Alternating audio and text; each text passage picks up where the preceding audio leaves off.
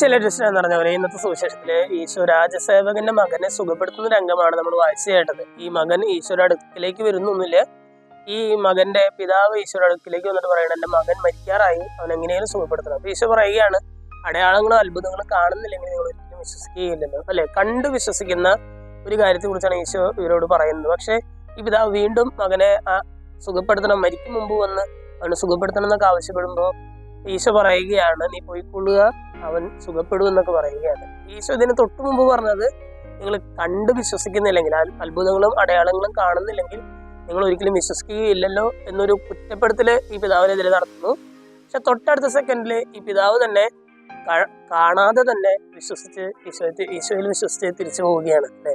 മരിക്കും മുമ്പ് എൻ്റെ വീട്ടിലേക്ക് വരണമേ എന്ന് പറഞ്ഞ പിതാവ് തന്നെ പോയിക്കൊള്ളുക, എൻ്റെ മകൻ സുഖപ്പെടും എന്ന ഈശോയുടെ വാക്കിൽ വിശ്വസിച്ച്, അവിടെ പ്രത്യേകിച്ച് വേറെ കാര്യങ്ങളൊന്നും കാണുന്നൊന്നുമില്ല, മറിച്ച് ആ വാക്കിൽ വിശ്വസിച്ച് അദ്ദേഹം തിരികെ വീട്ടിലേക്ക് പോകുമ്പോൾ അവിടെ ഈ മകൻ സുഖപ്പെട്ടിരിക്കുന്നതായിട്ട് കാണുന്നതാണ് ഇന്നത്തെ സുവിശേഷം നമ്മൾ വായിച്ചത്. സ്നേഹമുള്ളവർ, ഇന്നത്തെ സുവിശേഷ ഭാഗം വായിച്ചത് ഈ രാജസേവകന്റെ വിശ്വാസത്തിലേക്ക്, ആ ഒരു തലത്തിലേക്ക് നമ്മുടെ വിശ്വാസത്തെ വളർത്താനായിട്ടുള്ള ഒരു കൃപയ്ക്കാണ് നമ്മൾ പ്രാർത്ഥിക്കേണ്ടത്.